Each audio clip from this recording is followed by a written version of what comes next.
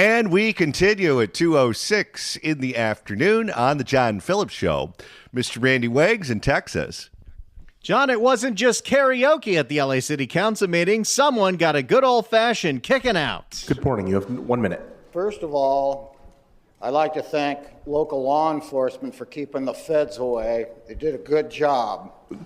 Speaker, this has nothing to do with item number 6. This is right now. You have 1 minute for item number 6 only. I'm talking about that, you crazy law-breaking city attorney.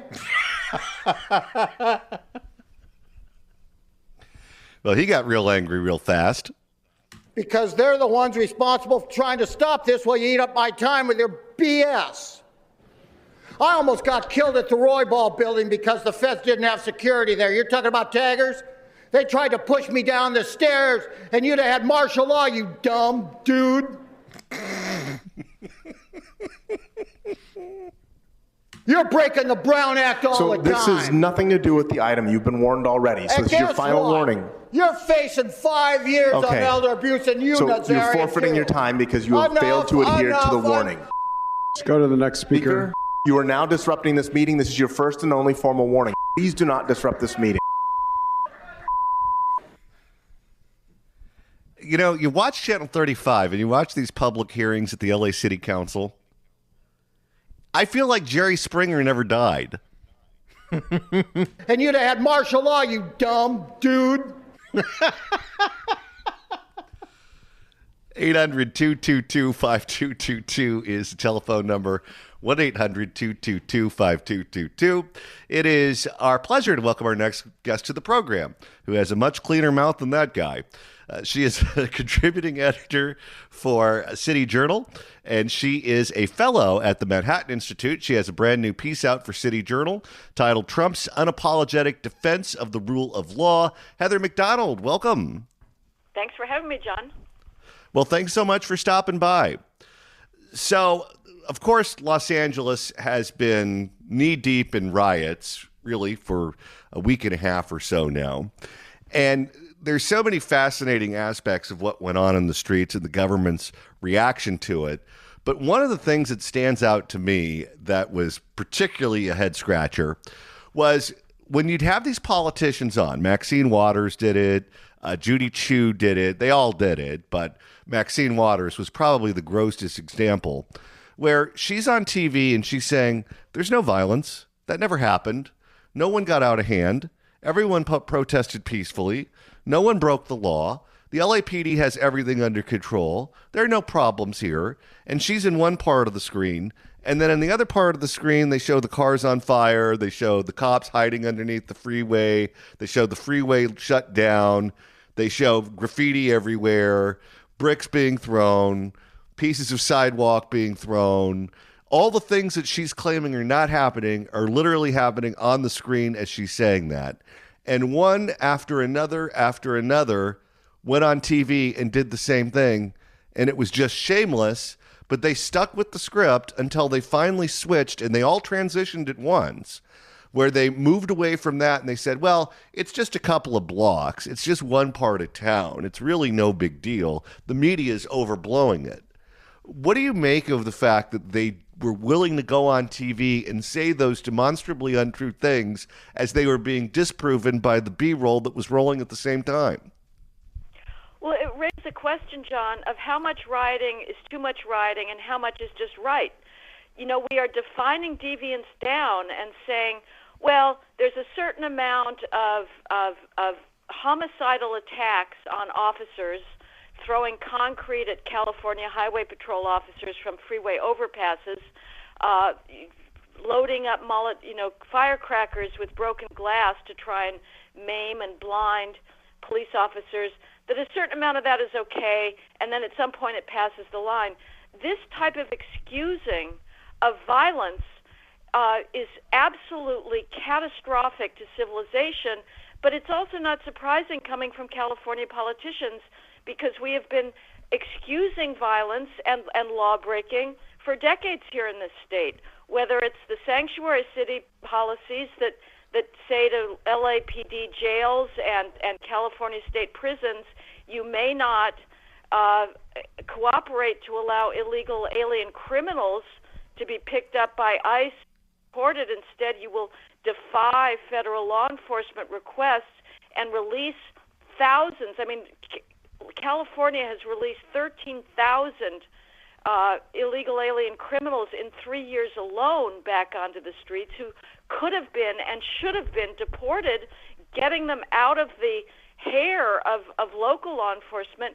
So we blink at the law when it comes to immigration law, and we sure of heck has been blinking at it when it comes to domestic criminal law between now departed, thank heavens, George Gascon, now departed, thank heavens, Pamela Price in Oakland County and Alameda County, now departed Chesa Boudin, district attorney in San Francisco. All of these people embrace the idea that a certain level of criminality is tolerable because if we were to go after and prosecute it, that would have a disparate impact on black criminals, and so we'd rather not put black criminals in jail than create any kind of racial disproportionality in our criminal justice system. So this type of entitlement to law-breaking that we saw with this horrific violence is a long time coming. It's not surprising, you know, when you have the level of disorder and graffiti and vagrancy and encampments in Los Angeles that signals to the public that LA's public officials have other things to do rather than maintain order. They would rather bloviate about their feckless green energy policies and electric vehicle mandates and anti-gas mandates and totally useless $1 billion wasted on homeless outreach that does nothing because there's no enforcement attached.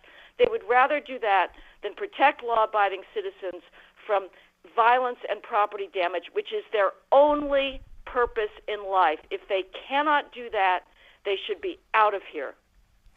Do you think it's that, or do you think it's more sinister than that? And I say that because, yeah, I think there are some of them who probably think, okay, you get a big group together, there's going to be a certain element of that big group that's going to break the law, and we'd rather not have the police confront them because we're worried about it blowing up into something bigger. Or the more sinister version of that is, well, violence is just their form of speech, so it's permitted. Oh, I think it's definitely the second. I don't think, there certainly has been paid lip service to this is unacceptable, but actions speak louder than words. And the fact of the matter is nothing was in control. You know, this idea that, well, we don't need the federal guard, and all that National Guard has been doing has been providing perimeter protection. They're using what's known as command presence. They're not actively making arrests. They're merely standing, and their presence there deters attacks. But the idea that they were not needed because everything was under control is ridiculous. You know, within a day of Trump's activation of the National Guard on Saturday night, you had L.A. Police Chief Jim McDonald declaring a tactical alert, canceling all time off for officers, giving them shifts that can last up to 16 hours. And 2 days after that, you have Karen Bass with an emergency declaration curfew downtown. So they didn't have it under control. So I think this is not sort of a practical, we've got to sort of strike a balance here because we don't want to upset the rioters. I just reject that argument from the start, because that gives rioters veto power over law enforcement. You know, if we're allowed to say, well, it would make them upset if we send out too much force against them, then they get to control not only the streets, but they get to control law enforcement. The Media Research Center did a study on the coverage of what happened in Los Angeles, and they found 211 instances where anchors, reporters, or guests called the riots peaceful or using similar terminology. On CNN, they did it 123 times. On MSNBC, they did it 88 times. And then reporters like MSNBC's Steve Patterson and CNN's Aaron Burnett dismiss violent actors as, quote, rogue or, quote, lone wolves, ignoring their potential shared motives with nonviolent protesters. I understand why the Democratic politicians are doing it, but if you're a news anchor and you're being contradicted by your own B-roll, what credibility do you think you have? Well, it's bizarre because watching this on TV, it's kind of disgusting because there is a codependency between the rioters and the media, and the media does feed on these scenes of violence, and so it becomes performative, and one wonders if the fact that that you've got cameras there and you have the reporters on the streets, breathlessly following the people with the Molotov cocktails, the whole thing, makes one's skin crawl a little bit. But I guess they want the best of both worlds. They want to have the flaming Waymo footage because that does get eyeballs looking at it, as it should, because each one of those flaming Waymos is a dagger at the heart of civilization. But then they also get to get their progressive cred. But it's a question, John. It is the case, they are factually right, that the vast majority of Los Angeles was not in a state of anarchy. And it is factually correct that this was not as bad as the 92 Rodney King riots. So does that mean it's not bad? It's going to be the rare riot that encompasses 400, 500 square miles of Los Angeles or any other city. So if we allow them to say, well, because it's localized, therefore we don't need a sharp and decisive response, I think is wrong. I would say one burning Waymo is too many. And at this point, between over-responding and under-responding, I would err on the side of over-responding because for the last 5 decades, we have normalized violence. Talk to me about the politics of this, because in the last election, as you mentioned before, even California moved to the right, particularly on the subject of criminal justice, where Chesa Boudin was tossed in San Francisco, Pamela Price was tossed in Alameda County, George Gascon was tossed in Los Angeles County. Prop 36, despite the fact that Gavin Newsom was campaigning against it up and down the state, not only passed statewide, it passed in all of California's 58 counties. And you look at the presidential vote, and while California did give its electoral votes to Kamala Harris, California moved decidedly to the right in this election. Trump did better here in 2024 than he did in 2020, and he did particularly well with younger Black men, younger Hispanic men, younger Asian men, and rural counties, places like Imperial County that have been historically solidly blue. Those counties are becoming purple and on their way to becoming red. If you're the Democratic Party, having this play out on the television screens for a week and a half is damaging. It's damaging to your brand. It's damaging to your coalition. And it's reminding people why they voted the way they did in the last cycle. Yes, you're absolutely right. And it just shows the power of ideology and the power of interest groups. Now, you know me, John, I'm a pessimist, and so I'm not going to celebrate yet that voters in California or other blue states have completely freed themselves from the insanity of racial ideology and tearing down standards in the name of racial justice and avoiding disparate impact. We'll see what happens in the next couple of elections. But nevertheless, to the extent that people have been revolted by the squalor in Los Angeles and in San Francisco, this would seem to be confirming that there is a continuity. It's a confirmation of broken windows theory that you tolerate lawlessness in one area, you get it in another. But Democratic politicians are still hearing from, the unions and from academia and the activist groups that are more organized and more concentrated. So it'll be interesting. In one sense, one hopes that they remain obstinate and attached to this ideology. if we can hope that more and more people realize that what I've called the great inversion, which is the political elected leaders deciding that their fealty is to the lawless, the antisocial, the dysfunctional, and that they're going to spend all their money and put all their attention on catering to people who pose a threat to civil order rather than what their real obligation should be, which is to the hardworking, the tax-paying, and the law-abiding. I sort of hope that they continue down this path so that their vanquishing will be even more decisive. Last question before you go. We have about a minute left. What do you make of Gavin Newsom's performance? And I say that because his language throughout this entire thing was all political, in the sense that when he was telling people, when he finally started telling people to obey the law and to stop destroying public property, he didn't say, stop destroying LAPD cars because it's illegal, it's wrong, and you'll go to jail. He said, stop destroying LAPD cars because it'll make Trump look good. And instead of being down there in the windbreaker with the cops, he was posting incessantly online, going after President Trump, really making it a political battle between him and Donald Trump, begging to be arrested so he has the mugshot, and really trying to position himself as the leader of the opposition to the Trump presidency.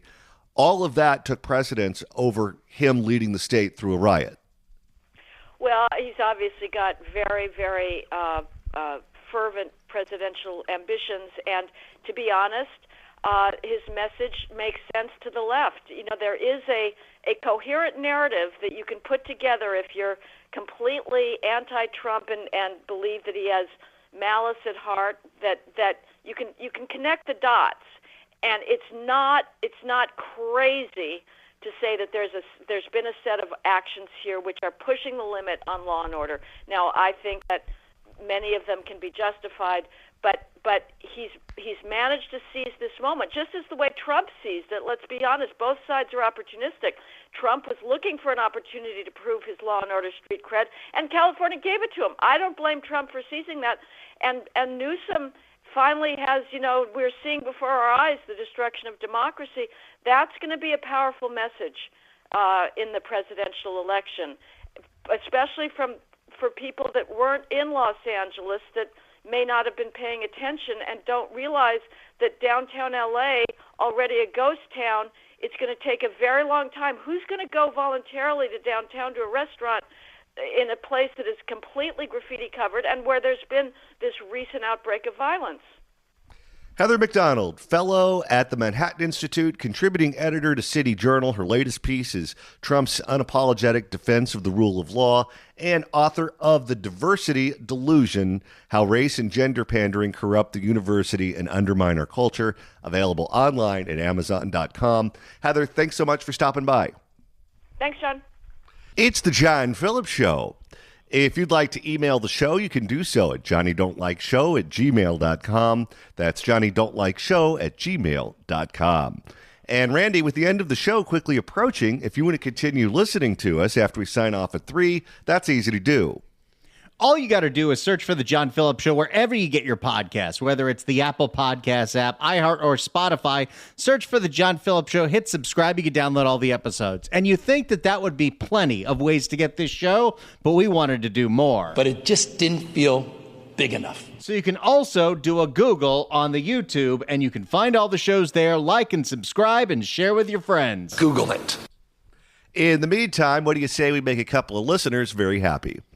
790 KABC welcomes Fits in the Tantrums with Aloe Black at the Pacific Amphitheater at the OC Fair, July 25th. It's all part of the Toyota Summer Concert Series. Tickets on sale now at pacamp.com. Right now, caller number 9 at 1-888-795-2222 gets a pair of tickets to the show. All concert tickets include admission to the OC Fair. This all provided by the Pacific Amphitheater. Good luck dialing. Phone number. And right now it's time to open up the California Crime Blotter. If the cashier is dummy. Questions? And Randy, the first edition of the Blotter today involves a prison break. A prison break from 1994, where the escapee was finally arrested over 30 years later. How did that happen? Was he on that 23andMe too? For more, here's ABC 7 in the Bay Area. More than 30 years after an inmate walked out of a Bay Area prison, he's finally back behind bars. But his landlord claims he wasn't exactly on the run.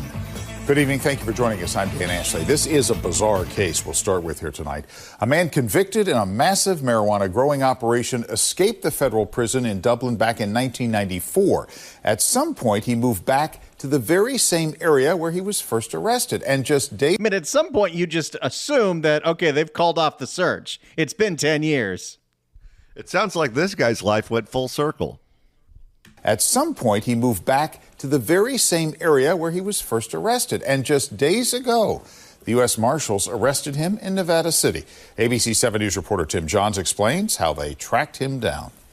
79-year-old Ronald Keith Harvey was arrested Thursday after being on the run for 31 years. He almost made it.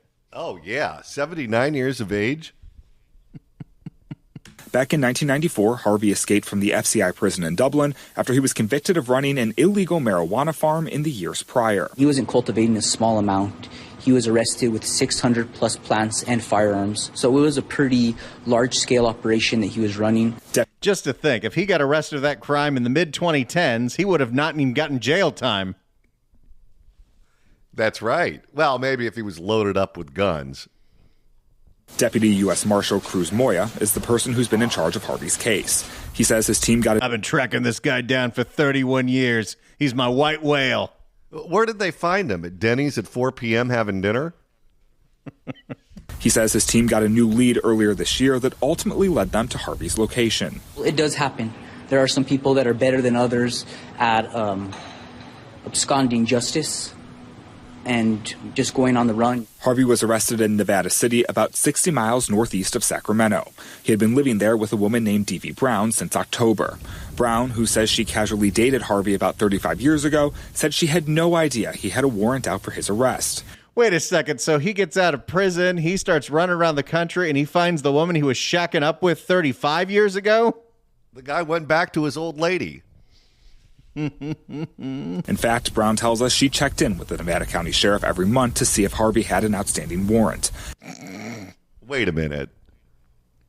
She was calling them every single month and they couldn't figure out where he was?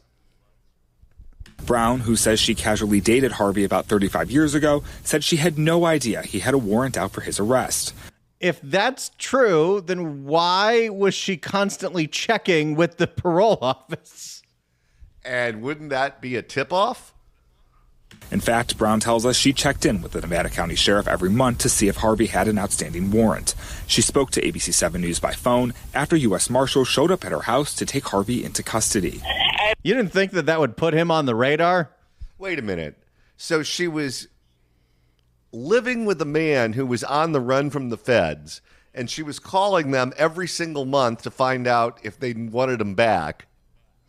Then he finally gets caught, and she's speaking about it publicly on the news. Now, when she checked in once a month to see if there was a warrant out for him, was this after a fight? I don't know. I just think that no one involved in this story is going to a Mensa meeting. To custody. I was very shocked, of course. And, yeah, he had his own room. He's paid rent every month to me. U.S. Marshals say... Wait, but they were also hooking up? Of course. Took it out in trade? Some of it was paid in cash, and some of it was the barter system. U.S. Marshals say Harvey still has about 4 years left from his 1990s prison sentence. So what that means is he'll potentially have to serve that time in addition to whatever new sentencing he gets for fleeing from prison and evading capture. Yeah, what do they charge you with if you've been on the run for 31 years? Well, I guess they'd have to charge you with escaping prison. He's been on the run so long, it's not even on the run anymore. He was on the walker.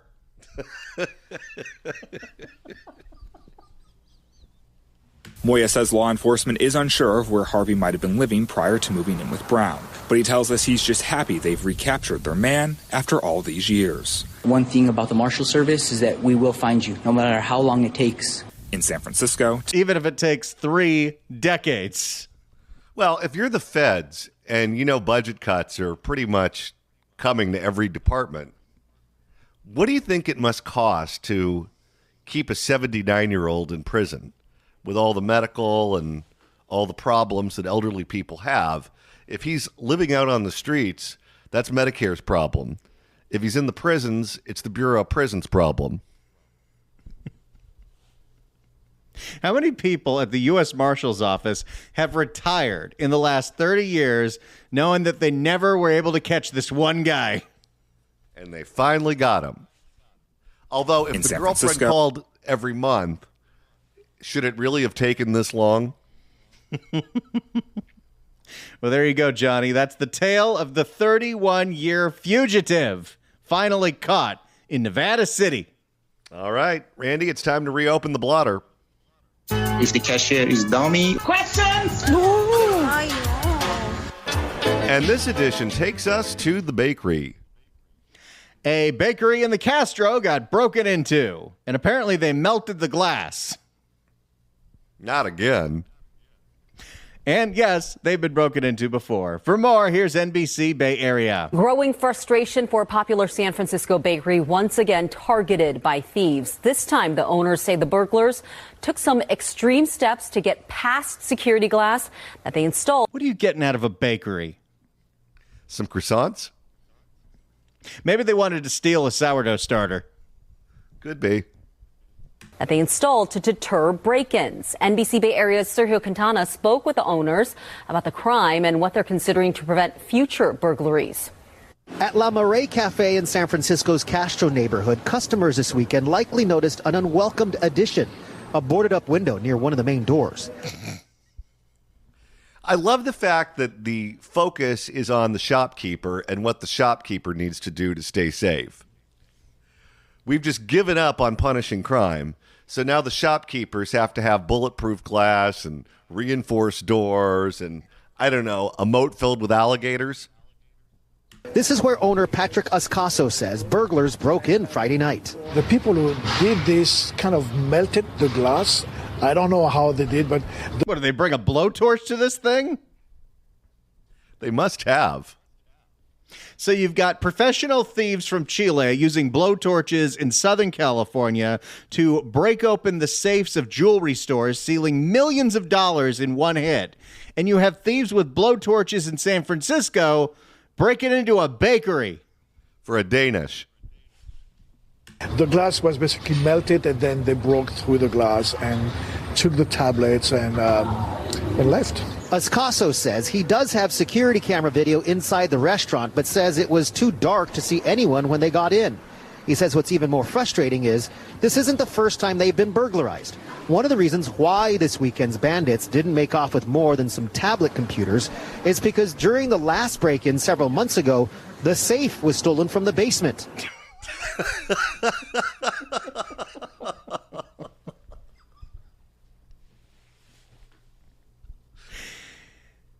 So there's nothing left to steal.